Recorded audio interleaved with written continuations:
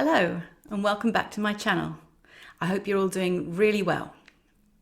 So, the unsolved case that I'm looking at today changed the lives of a family when their oldest daughter was left alone for just over 90 seconds. Over 20 years later, the family of Mikelle Biggs are still trying to find their missing daughter, hoping that someone somewhere will know where she is or what happened to her. Born on the 31st of May, 1987, Mikelle was the oldest of 4 children. The Biggs family lived in the suburbs of Mesa, Arizona, and their lives up until this point were normal, happy, and drama-free. The youngest girl in the family, Kimber, remembers her sister Mikelle well, even though she was very young when she vanished. She said that Mikelle was pretty much a perfect kid, that she did really well in school and always got straight A's, and that she loved to draw. Her dream job when she grew up was to be an animator at Disney. It was January the 2nd, 1999, and despite it being a really cold day, 11-year-old Mikelle and her younger sister Kimber were outside playing on a bike that Kimber had just got. They were playing around on the street just outside their house, which was a regular occurrence for them, when they heard the sound of an ice cream van in the distance. Luckily, the 2 girls had enough change in their pockets for an ice cream each, and they waited patiently for the van to appear. They waited 5, perhaps 10 minutes, and by that time, the sun had started to set and it was becoming cold. When there was still no sign of the ice cream van, Kimber decided to go back inside and get a jacket. Mikelle said she'd keep waiting, just in case the ice cream truck came. And when Kimber turned to go back inside the house, she had no idea that that would be the last time she would ever see her sister. Back inside, she told their mum, Tracy, that they were waiting for the ice cream truck, but it was taking forever, and that she'd got cold. Since it was nearly getting dark, Tracy told Kimber to go back out and ask Michelle to come inside. But when she got back to the corner where she'd left Mikelle, her sister was nowhere to be seen.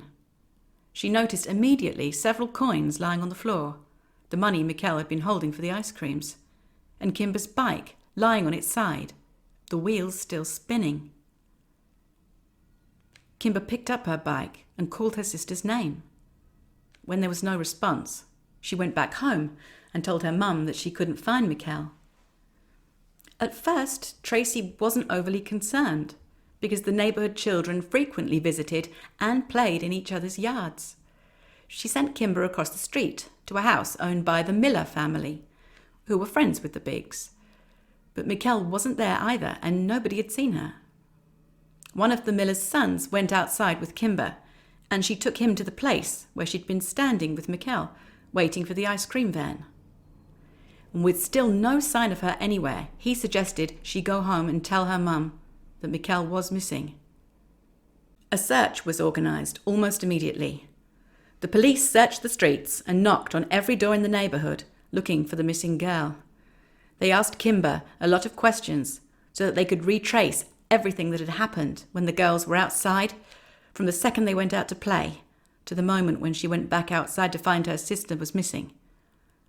They estimated that the time between Kimber going in to get a jacket and coming back outside to find Mikelle missing was just 90 seconds. There really wasn't much to go on. The police brought out search dogs to the street, but they lost her scent after only a few meters, suggesting that she may have been taken away in a vehicle.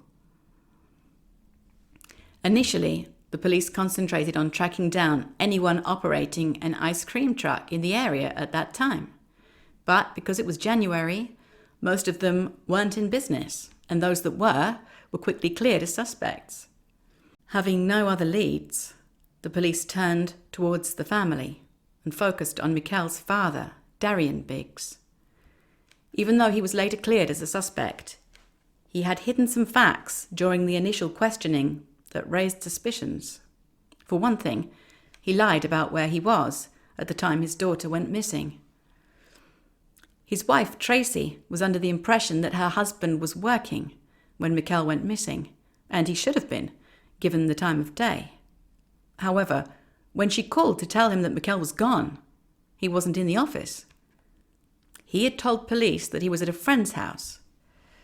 After being questioned for a second time, however, he admitted that he wasn't at home or work because he was actually with another woman. Suspicions only increased when Darian failed a lie detector test that he had volunteered to take. Yes, lie detector tests have since been discredited, but even then, investigators said he probably failed it because he was in a lot of emotional distress, which would have adversely affected the results. He was eventually cleared as a suspect after being put under police surveillance for a whole year. Another lead the police were following related to a man who lived close by to the Biggs family, D. Blaylock. Blaylock was a handyman and a part-time landscaper who lived across the road from the house in the neighbourhood where Mikelle took piano lessons. Coincidentally, this was also the same street where her best friend lived, so she had spent a lot of time in that area. Initially, he hadn't raised any concerns or even been on the police radar at all, since he'd been at home with his wife at the time Mikelle had disappeared and had been watching a football game in the garage. The couple had even allowed investigators to conduct a search of their home for evidence, but nothing was found.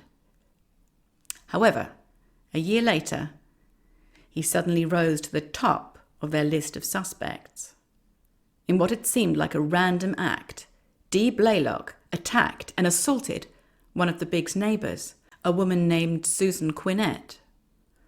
After the violent attack, as she was recovering in hospital, it was said that she felt, almost instinctively, that the man who had perpetrated this attack was somehow also responsible for what had happened to Mikelle. She was so sure that she made an official statement to that regard, even expressing that she would drop the charges against Blaylock if he confessed to taking Mikelle. What added some weight to her opinion was the fact that this wasn't the first time Blaylock had committed this sort of crime, and he had previously targeted children. He was on the registered sex offenders list, with prior convictions in 3 states. So the police questioned Blaylock's wife again, and what she revealed really changed their line of thinking. Blaylock's wife admitted that their marriage was dysfunctional, and that she often lived in fear, and was made to follow his instructions, or he would become abusive and controlling. She confirmed that on the day Mikelle vanished, she'd seen her husband in the garage when she went in to bring him some food. However, this is the crucial part. He told her not to come in again and bother him. So she couldn't say for sure whether he was in there the whole time.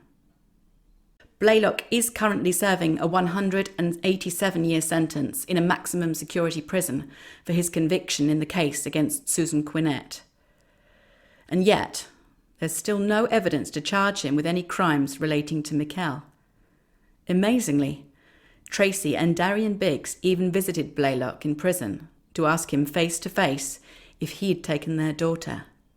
He denied it completely and still claims he had nothing to do with Mikelle's disappearance to this day.